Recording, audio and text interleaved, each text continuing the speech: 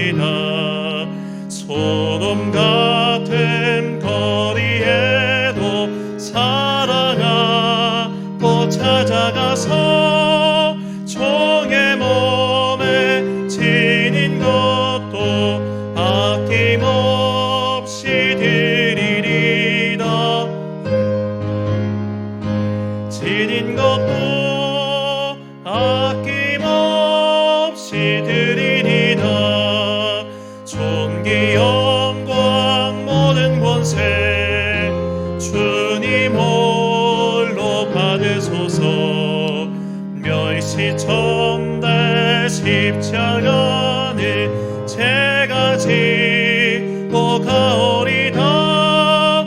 이름 없이 빛도 없이 감사하며 섬기리라. 이름 없이 빛도 없이 감사하며 섬기리라.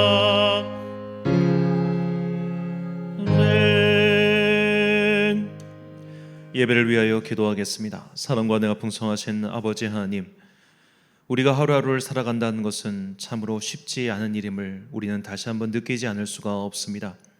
전쟁으로 인해 세계의 물가가 치솟고 있습니다. 금리는 오르고 일상의 경제는 날로 피폐해져만 가고 있습니다.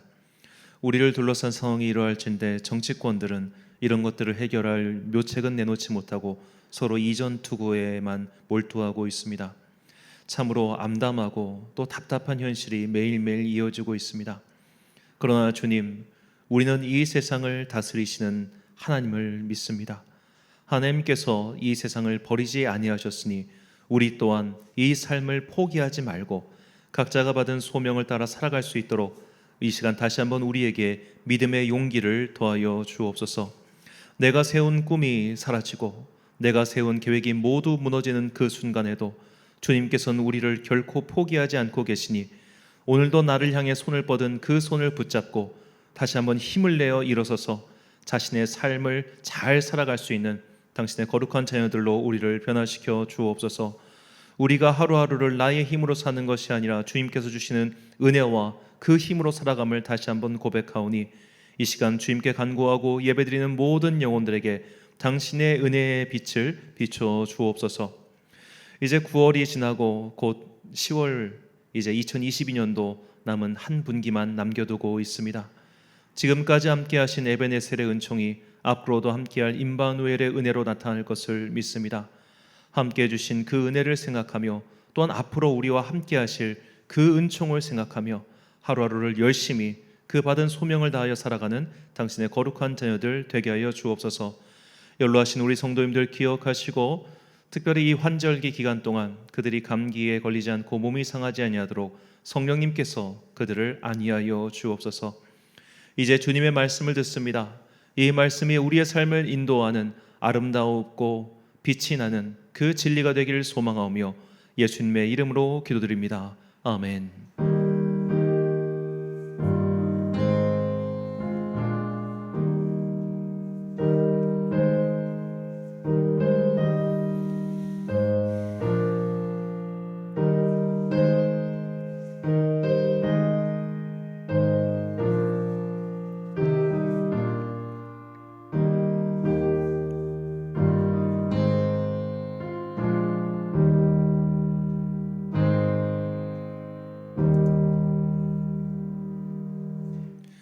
오늘 우리에게 주신 하나님의 말씀 신약성경 누가복음 9장 57절부터 62절까지의 말씀입니다.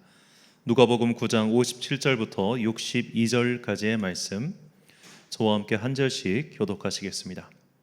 길 가실 때 어떤 사람이 여짜오되 어디로 가시든지 나는 따르리이다. 예수께서 이르시되 여우도 굴이 있고 공중의 새도 집이 있으되 인자는 머리 둘 곳이 없도다 하시고 또 다른 사람에게 나를 따르라 하시니 그가 이르되 나로 먼저 가서 내 아버지를 장사하게 허락하옵소서.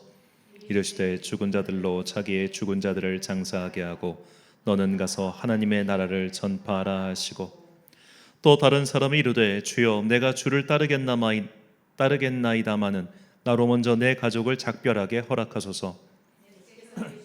손에 쟁기를 잡고 뒤를 돌아보는 자는 하나님의 나라에 합당하지 아니하리라 하시니라. 아멘. 성경 난제풀이 55번째 시간 공인으로서 그리스도인이란 제목으로 하나님의 말씀 선포하겠습니다. 최근에 한 정치인의 발언으로 정치권이 시끄럽죠. 당사자는 왜 사적 발언을 허락도 없이 방송에 내보냈냐고 항의도 합니다.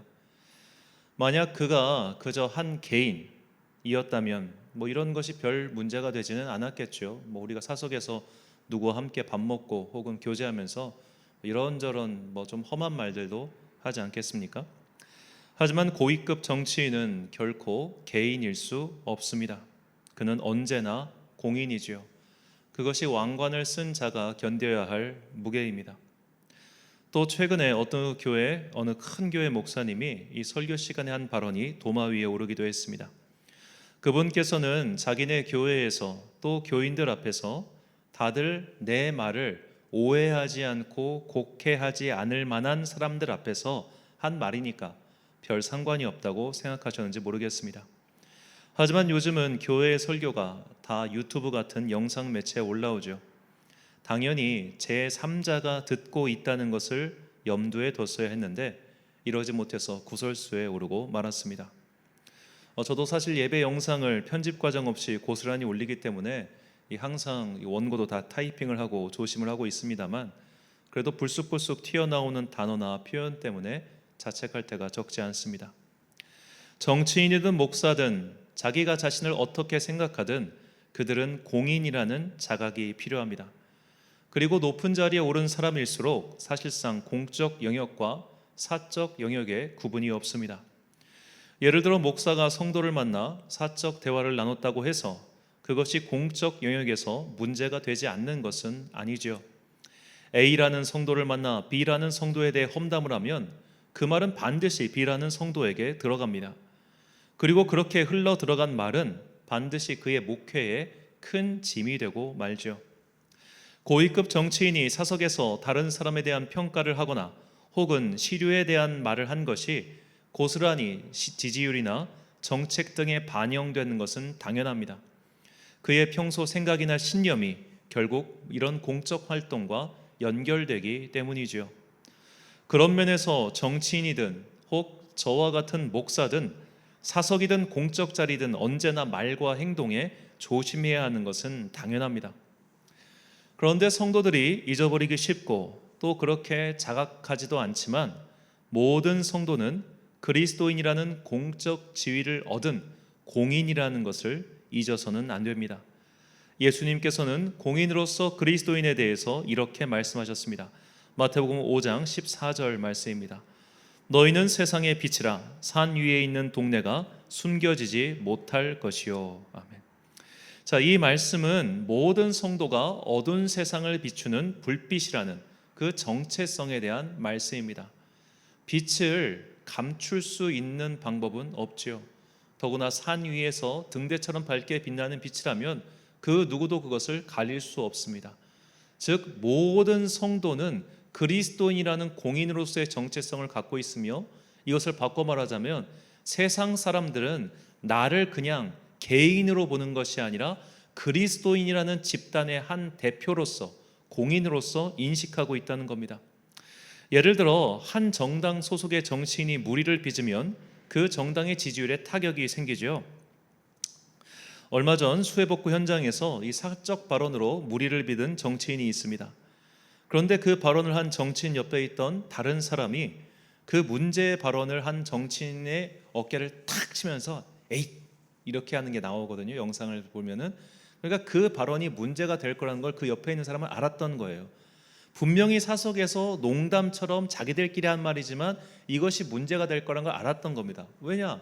정치인에게는 공적 영역과 사적 영역이 구분이 안 되는 거예요. 그가 사석에서 한 말도 결국 그 집단의 문제로 치환되기 때문이죠. 우리 성도들 또한 마찬가지입니다. 내가 그리스도인입니다.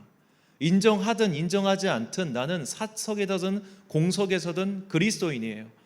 예를 들어 나의 친한 친구들 사이에서 내가 아무렇게나 한 말을 가지고 그 친한 친구들은 에휴 그럴 수도 있지 이렇게 생각하는 게 아니라 쟤는 교회 다닌다 내가 왜 저래 이렇게 생각한다는 겁니다.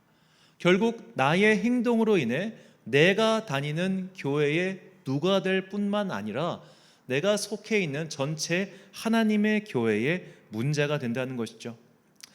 예전에 제가 부목사로 있던 교회에 교인 한 분이 장관직에 추천을 받으셨습니다. 그런데 그분이 인사청문회 기간 동안 폭탄주를 마신 것이 빌미가 되어 인사청문회에서 낙마하셨습니다. 그때 인터넷상에서 저 사람 어느 교회 다닌다더라, 그 교회 뭐냐? 라는 댓글이 나온 적이 있었습니다.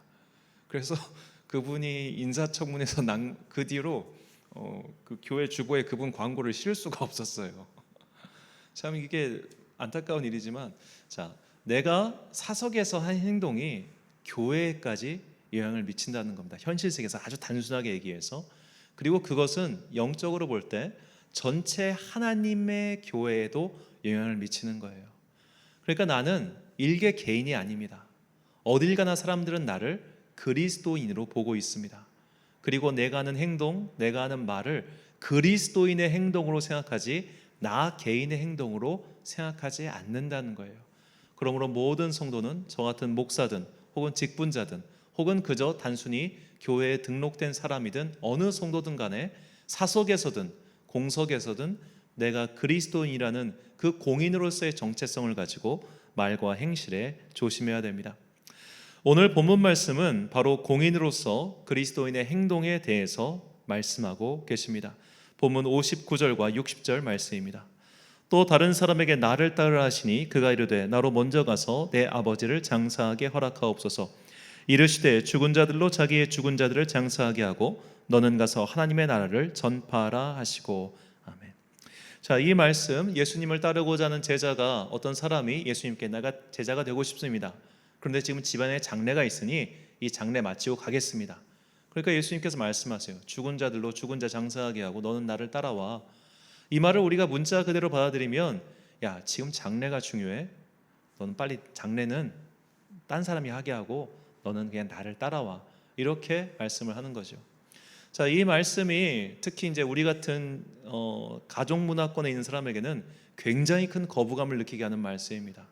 자, 예를 들어 실제로 한번 이런 사례를 생각해 봅시다. 자, 토요일 날 장례가 생겼어요. 근데 일요일 날 내가 대표 기도예요. 어떻게 할 겁니까? 토요일 날 장례가 생겼고 주일 날 내가 대표 기도예요. 그러면은 장례를 치르다가 내가 상주인데 중간에 나와서 딴 사람에게 맡기고 교회 가서 대표 기도를 해야 돼요? 아니면은 내가 상주로서 이 장례를 끝까지 지켜야 돼요? 교회에 전화해가지고 나 지금 장례 나서 못 가게 됐으니까 대표 기도 바꿔주세요. 이렇게 얘기해야 돼요. 자, 이런 행동의 우선순위에 있어서 우리는 지극히 당연하게 그냥 장례는 평생에 한 번 있는 거고 주일 그거 대표 기도는 매번 돌아오는 건데 당연히 장례가 중요하지 이렇게 생각하는데, 이 말씀만 딱 놓고 보면 마치 그것이 아닌 것처럼 느껴지는 겁니다. 자, 여기서 이제 사실 사람의 어떻게 보면 우리 그리스도인의 이 정체성에 혹은 행동 순위에 문제가 생기는 것이죠. 어느 것이 맞느냐 이 말입니다.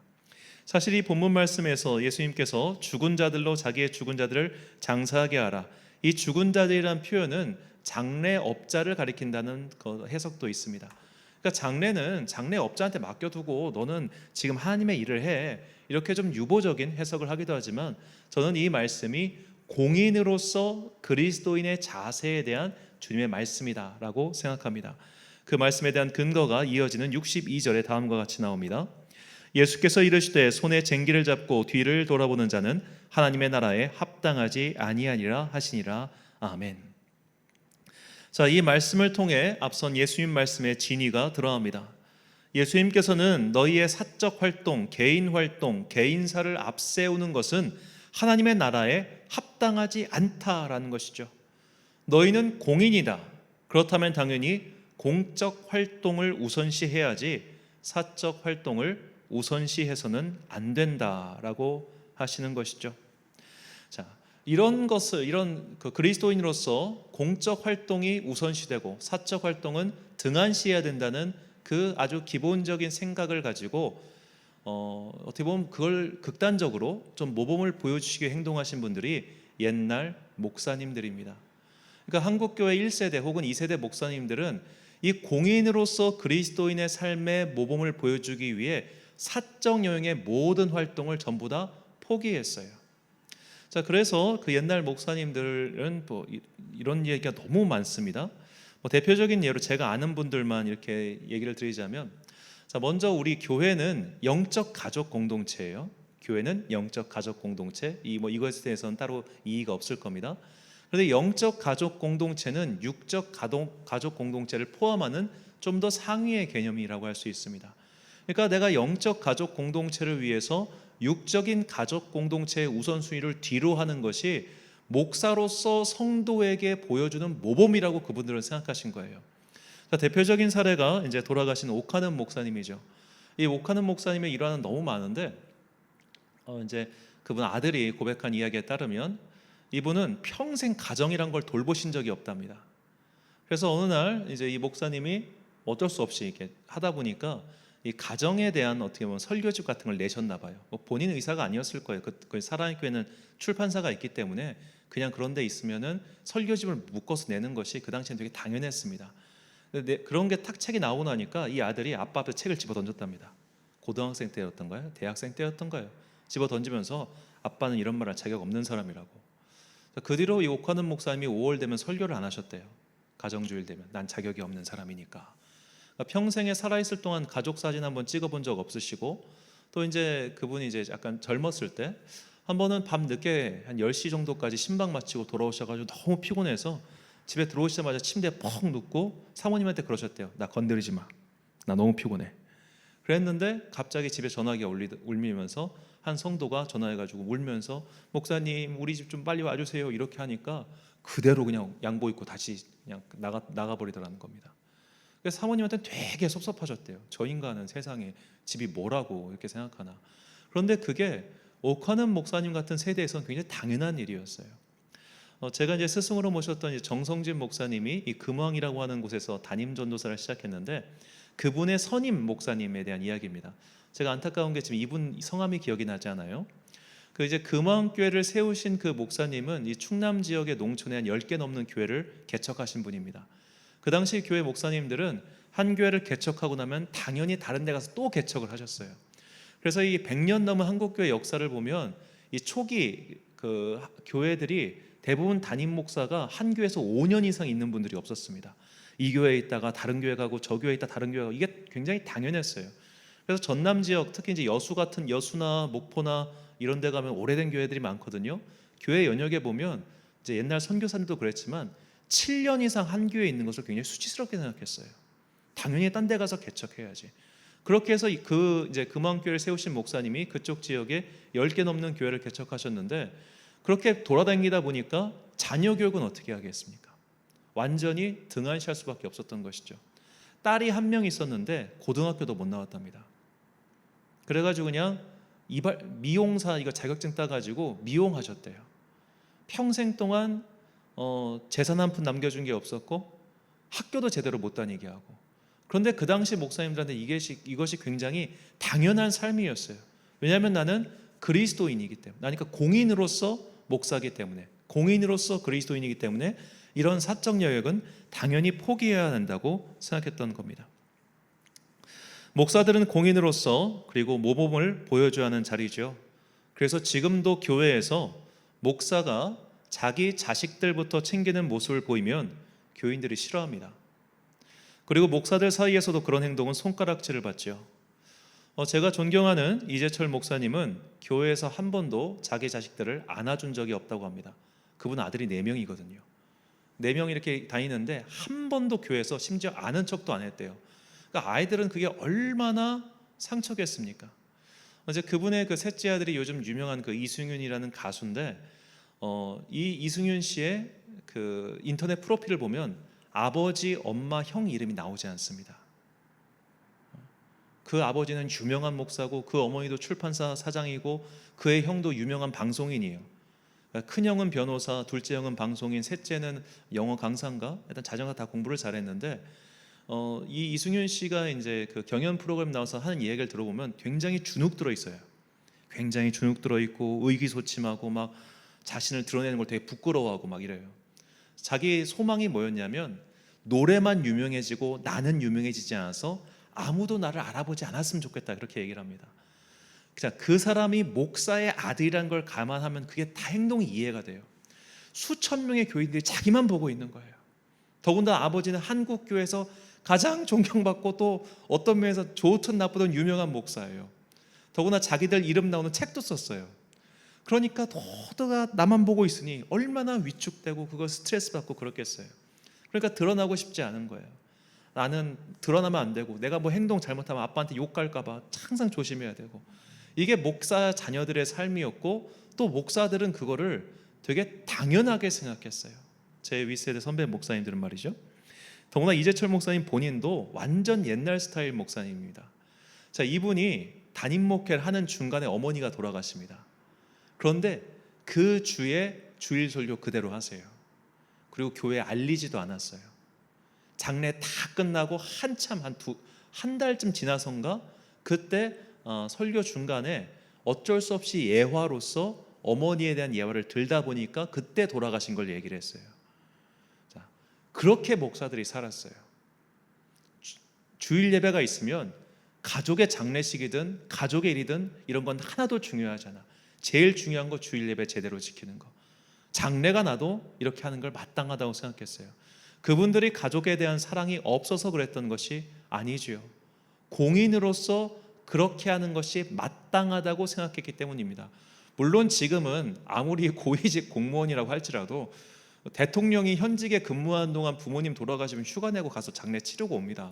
그러니까 이건 너무 좀 과한 그런 거긴 하지만 그 당시 선배들이 단순히 성공욕과 명예욕 때문에 그렇게 하는 것이 아니라 공인으로서 그리스도인은 가족을 돌보는 것보다 하나님의 일을 우선해야 돼라는 그 신념과 어떻게 보면 행동의 기준이 있었기 때문에 그렇게 행동한 것이죠. 저는 목사의 애로사항을 말씀드리는 것이 아니고 또 이런 목사들이 있으니 존경해달라 그런 말씀을 드리는 것도 아닙니다. 이들이 왜 이렇게까지 했는지 그 이유를 살펴보고 이해해보자라는 것이죠. 오늘 우리가 부른 찬양처럼 과거 선배 목사님들이나 선교사님들은 이름도 없이 빚도 없이 살다가 죽는 것을 두려워하지 않았고 또 부끄러워하지도 않았습니다. 오히려 자신의 목회를 함으로써 자녀가 부유해지는 것을 경계하였고, 선교지에서 자녀들이 오히려 공부를 더 막 선교사 혜택을 받아서 자녀가 와서 인터내셔널 스쿨 다니고 이런 것들을 부끄럽게 여겼어요. 이것이 공인으로서 그리스도인의 삶의 모습이라 그분들은 그렇게 믿고 행동한 것입니다. 군자는 필신 기독야라는 말을 합니다. 군자는 홀로 있음을 삼간다라는 말인데 이 말의 본질은 항상 행동 거지를 조심해야 한다는 것이죠. 그래서 이런 유교의 이념을 극도로 구현화시킨 조선 왕조에서는 왕의 일거수일투족이 모두 기록의 대상이었습니다. 태종왕 때 이런 일이 있었습니다. 태종이 이제 사냥을 좋아했는데 사냥에 나갔다가 이 실수로 말에서 떨어져요. 그러니까 자기가 군인 출신이고 무장 출신인데 말에서 떨어진 게 너무 부끄러운 거예요. 그래가지고 옆에 있던 사관에게 야, 너 이거 기록하지 마라 이렇게 얘기를 했는데 그 사관이 그것까지 기록해놨습니다. 왕이 말에서 떨어졌다. 그런데 사관에게 기록하지 말라고 하였다까지 기록해놔요. 자, 그 정도로 왕은 모든 것들이 다 기록되는 존재다라고 해서 이 사관을 두고 경계를 삼은 것이죠. 그러니까 공인의 삶은 이렇다는 거예요. 다 나를 보고 있어요. 예전에 그 MBC 프로그램 무한도전이 어떻게 보면 스냅샷 같은 게 공개된 적이 있었는데 그때 멤버가 5명인가 6명인가 쭉 앉아 있는데 그 사람들을 찍는 카메라가 60대였어요. 60대 카메라 앞에서 자기들끼리 막 이게 놀고 떠들고 막 예능을 하는 거예요. 그러니까 이제 그 스냅샷을 본 어느 네티즌이 댓글을 다는데 정영돈 씨가 공황장애가 오는 게 당연하지 않을까? 저 많은 카메라 앞에서 매일매일 이걸 하는 그게 좀 엄청나겠다. 그러니까 정말 그 연예인들이나 뭐 그런 분들이 스스로 목숨을 끊고 혹은 엄청나게 스트레스에 시달리고 또 최근에 어떤 분은 또 이제 마약하다 적발되고 이런 일이 벌어졌는데 이 연예인들이 그만큼 정말 노출된 삶을 살고 또 모두가 다 막 카메라 들이대고 그렇게 사니까 얼마나 괴롭겠어요. 그런데 그리스도인의 삶이 그렇다는 겁니다. 세상의 빛이에요. 산 위에 올라가 있어요. 그래서 모두가 다 우리를 보고 있고 모두가 다 우리를 주목하기 때문에 모든 그리스도인들은 항상 행동거지를 조심해야 된다. 그래서 너희의 삶의 우선순위를 항상 이 하나님 나라에 두지 않고 사적 영역에 두면 실패하고 넘어지고 심지어 부끄러운 일을 당할 수도 있다는 것이죠. 왜 우리라고 해서 분노가 없겠습니까? 왜 우리라고 해서 짜증이 없겠습니까? 운전하다가 그러니까 누가 그러죠. 목사가 운전하는 차 타지 말라고 시험 든다고. 왜 운전하다가 이게 안 나오겠어요? 왜 살다가 열받을 일이 없겠어요? 그러나 그런 사적인 순간에도 나는 그리스도인이야. 모두가 날 보고 있어. 내가 실수하면 사람들이 주님을 욕할 수 있어. 그러니 조심하자. 입을 다물자. 그렇게 참고 사는 것이 공인으로서 성도에게 요구되는 역할이라는 겁니다. 우리는 이런 관점에서 아브라함의 순종을 다시 읽어봐야 합니다. 모리아 산에서 아브라함은 아들 이삭을 번제단 위에 올렸습니다. 아버지가 자식을 죽여서 제단에 바치는 그야말로 끔찍한 일이 벌어진 것이죠. 그러나 아버지 아브라함이 이삭을 죽이고자 결단을 내렸을 때 하나님께서는 그의 손을 막으셨고 그의 믿음을 크게 칭찬하셨습니다. 아브라함은 내가 자식을 죽여서라도 하나님께 칭찬을 받아야지 그런 괴이한 생각을 했던 것이 아니죠. 내가 설령 내 손으로 자식을 죽일지라도 하나님께서 그를 살려주실 거라는 믿음이 그 안에 있었던 것입니다. 히브리서 11장 19절 말씀. 그가 하나님이 능히 이삭을 죽은 자 가운데서 다시 살리실 줄로 생각한지라 비유컨대 그를 죽은 자 가운데서 도로 받은 것이니라. 아멘. 아브라함은 공인으로서 삶의 모든 우선순위를 주님께 두었습니다. 그가 공인으로서 그렇게 살 때 하나님께서는 그의 모든 것을 책임져 주셨습니다. 앞서 말씀드린 그 옛날 목사님들이 정말 가족들을 사랑하지 않아서 가족들을 내팽개치고 살았겠습니까? 그들도 자녀를 정말 사랑했을 겁니다. 그러나 공인으로서 나는 그것을 할 수 없으니 주님께서 저들의 삶을 지켜주시고 또 키워주시라고 기도했을 겁니다. 보통 목회자 자녀를 PK, Pastoral Kids라고 부르고 선교사 자녀를 MK, Missional Kids라고 부르죠. 이 PK와 MK, 목회자 자녀와 선교사 자녀들은 정말 가족 안에서 엄청나게 상처를 받은 사람들이 많습니다. 그렇다면 이 PK와 MK들이 그렇게 상처받고 실패하고 낭망하고 어떻게 보면 세상에서 버림받은, 그러니까 아버지가 목사여서 이들이 정말 패망한 인생을 사냐 하면은 또 그렇지도 않은 것 같아요. 제가 모든 PK와 MK를 다 조사한 것이 아니기 때문에 이렇다라고 성급한 일반화의 오류를 낼 수는 없지만 적어도 제가 지금까지 조사한 바에 따르면 오히려 이 PK와 MK 자녀들이 세상에서도 복을 받고 잘 사는 모습을 참 많이 봅니다. 일단 목회자의 영역에서 이 목회자 자녀가 더 유명하고 어떻게 보면 크게 성공하는 사례는 너무나 많습니다. 현재 한국교회에서 아마도 가장 유명한 목사인 분당 우리교회 이찬수 목사님, 그분 아버지가 40일 금식기도하다 돌아가셨잖아요. 정말로 찢어지게 가난하게 목회하면서 어떻게든 이 교회를 살려보고자 40일 금식기도하다가 돌아가셨단 말이에요. 그러니까 이제 그래서 그분이 다 이제 미국으로 이민 가신 거예요. 한국에 살기 좀 부끄러워가지고. 사람들이 야, 저 목사님 금식기도하다 죽었대. 아유, 얼마나 죄를 많이 졌으면, 이렇게 막 하니까 못 견디고 미국으로 이민 간 거란 말이에요. 온 가족이 다. 자, 그렇게 힘들게 살았어요. 그런데 지금 엄청나게 큰 성공을 했잖아요. 그러니까 그 고모들이 그렇게 그 이찬수 목사님을 좀 때로는 원망한답니다. 우리 오빠는 평생 고생하다가 죽었는데 너는 어떻게 그렇게 잘 사냐. 아유, 참 나는 너 잘 되는 거 보니까 우리 오빠 생각나가지고 좀 마음이 아프다. 그 정도로 어렵게 살았던 것 같아요. 자, 어떤 이찬수 목사님 복 받으셨죠. 잘 되셨습니다. 선한목자교회 유기성 목사님 목회자 자녀입니다. 제가 존경하는 박보영 목사님 3대째 목회자 가정입니다. 지금 사랑의 교회 오정현 목사, 그리고 대전 새로남교회 오정호 목사, 모두 부산에서 가난하게 목회하던 목회자의 자녀입니다. 자, 이 비단 목회자의 영역뿐만 아니죠. 전국의 의대생, 치대생, 한의대생, 간호대생들을 대상으로 이제 선교하는 이 CMF라고 하는 선교 단체가 있어요. 보통 한국 누가회라고 부르는데, 자, 이 CMF에 가서 제가 뭐 직접 그 간사에 들은 이야기인데, 그 부모의 직업을 조사해 보면 제일 많은 게 의사 자녀예요. 그 다음에 많은 게 목사 자녀입니다. 왜 목사 자녀가 공부를 잘할까? 이렇게 제가 생각해 보니까 새벽기도 때문이에요. 아빠가 일단 새벽에 일찍 자야 돼. 그리고 그 집에서는 아빠가 제일 우선순위예요. 아빠의 목회를 방해하면 안 돼. 네 공부하는 것보다 더 중요한 게 아빠의 목회이기 때문에 모든 삶의 우선순위가 아빠한테 맞춰져 있잖아요. 그러니까 애들은 어쩔 수 없이 일찍 자야 돼. 아빠가 새벽에 부산 떨면서 일어나면 지들도 어쩔 수 없이 일어나야 돼. 싫어도 교회 나가야 되고 말이야. 그러다 보니까 저는 거기서 오는 어떻게 보면 여러 가지, 이건 제가 나중에 또 한번 말씀드릴 기회가 있습니다만, 그런 문화, 그런 분위기 속에서 애들이 학습하기에 좋은 여건이 형성되는 것은 아닌가, 또 하나님께서 그들에게 그런 복을 주신 것이 아닌가, 그렇게 생각해 봅니다. 이 외에도 성도들 중에 정말 내가 주님을 위해서 헌신하고 주님을 위해서 이것을 포기하니까 내 삶에 이런 것들을 채워주셨다, 이런 은혜를 베풀어 주셨다, 이런 이야기들은 너무 많습니다. 이 시간에 일일이 다 말하기 힘들 정도로 그런 기적과 그런 은혜의 경험들이 사실 다들 있죠. 있기 때문에 내가 주님께 헌신하는 것을 두려워하지 않는 겁니다.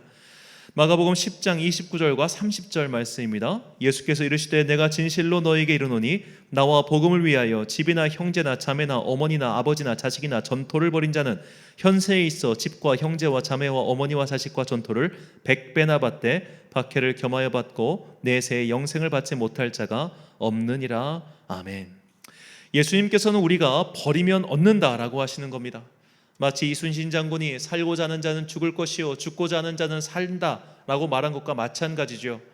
성공하기 위해 발버둥 치는 자가 성공하는 게 아니라 성공을 위한 욕심을 내려놓고 그저 주님을 위해 열심히 살았을 뿐인데 성공이란 열매가 자연스럽게 따라온 것과 같은 이치입니다. 진실로 나의 공명심이 아닌 하나님을 위하여 무언가를 버린 자들은 분명히 상을 얻게 됩니다. 그 상을 내려주시는 시기와 때의 문제일 뿐, 하나님께서는 나의 수고와 헌신, 내가 공인으로서 그리스도인으로서 이렇게 포기하고 산 것들을 결코 잊지 않으시고 반드시 갚아 주십니다. 그러므로 내가 정말로 나의 가족을 사랑한다면 가족보다 하나님을 더 사랑해야 합니다. 그래야 나보다 능력 많으신 주님께서 나의 가족들을 직접 챙겨주시기 때문입니다. 돈을 더 많이 벌고 더 크게 성공하고 싶다면 하나님을 위하여 돈을 사용하고 내 성공 욕심을 내려놓아야 합니다. 그러면 더 크게 쓰임받게 됩니다. 내가 주님을 위하여 내려놓고 주님을 위하여 수고한 것들을 하나님께서는 잊지 않으시고 반드시 갚아주십니다. 그러므로 공인으로서 그리스도인의 시금석과 같은 말씀이 있습니다. 우리는 이 말씀을 항상 기억하고 우리의 행동 기준으로 삼아야 됩니다. 마태복음 6장 33절 말씀을 함께 읽겠습니다. 시작. 그런즉 너희는 먼저 그의 나라와 그의 의를 구하라. 그리하면 이 모든 것을 너희에게 더하시리라. 아멘. 사랑하는 천안 광성교회 성도 여러분, 그리고 이 예배를 함께 드리고 계신 귀한 주님의 자녀 여러분, 우리는 그리스도인이라는 공인으로서 부름을 받은 자들입니다. 그러니 행동거지를 항상 조심합시다. 내 직분의 종류와 그 영향력과 상관없이 우리의 모든 행동은 다 전체 교회에 영향을 끼치게 되어 있습니다. 그러니 사석에서든 친한 사람과의 대화에서든 항상 조심하시고 내가 그리스도인이란 정체성을 잃어버리지 마십시오. 무엇보다 우리의 대화를 하나님께서 듣고 계시며 우리의 행동을 그분께서 보고 계십니다. 우리가 공인으로서 사적 영역에 대한 마음을 내려놓으면 하나님께서는 분명히 그 헌신을 기억하시고 갚아주십니다. 내가 하나님께 헌신하는 것은 손해보는 일이 아닙니다. 그것이야말로 가장 확실한 투자입니다. 실패가 없는 투자 말이죠. 그러니 믿음의 용기를 내고 결단하시기 바랍니다. 우리의 아버지는 염치가 없는 분이 아니십니다. 받기만 하고 입을 싹 씻는 분이 아닙니다. 다만 우리의 진심을 원하실 분이죠. 하나님 앞에서 공인으로서 모범이 되는 삶을 결단하시고 살아가십시오. 그런 우리 위에 주님께서 더 큰 복과 은혜를 내려주실 겁니다. 기도하겠습니다. 사랑과 은혜가 충만하신 아버지 하나님, 주님께서 우리에게 공인으로서의 삶을 살라 부르셨습니다. 우리는 세상이 감출 수 없고 세상이 다 보고 있는 그런 빛과 등대와 같은 사람들입니다.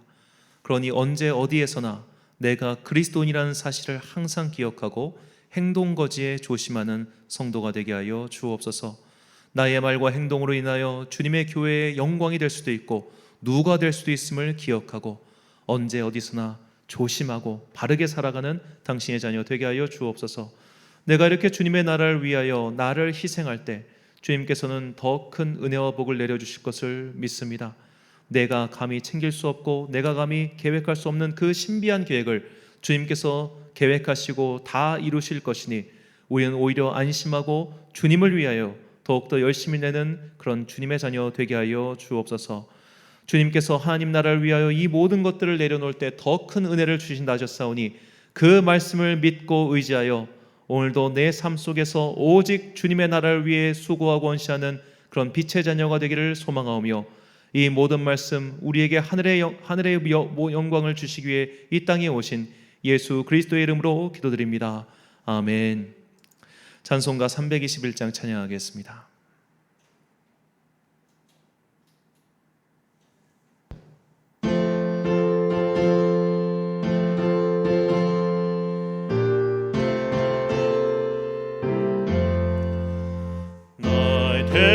대속하신 예수께 내 생명 모두 드리니 늘 진실하게 하소서.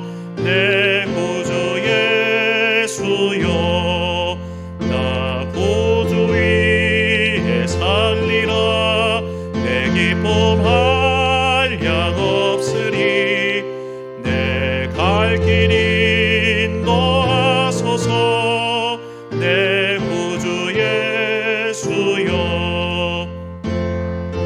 선하신 예수를 일평생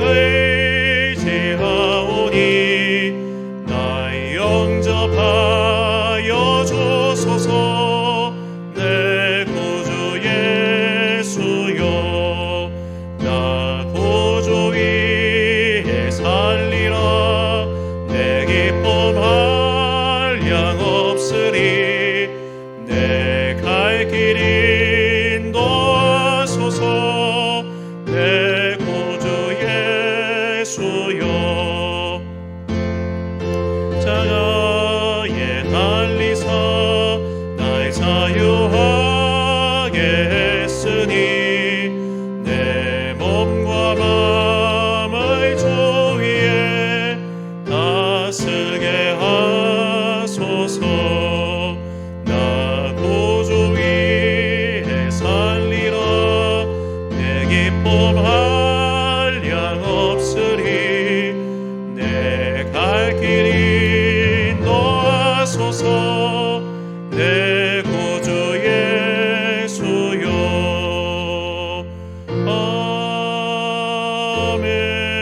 아멘. 주기도 높나심으로 예배를 마치겠습니다.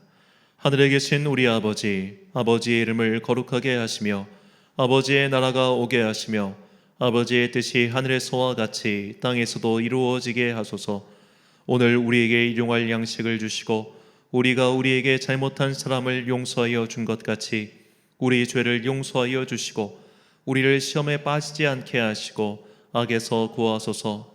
나라와 권능과 영광이 영원히 아버지의 것입니다. 아멘.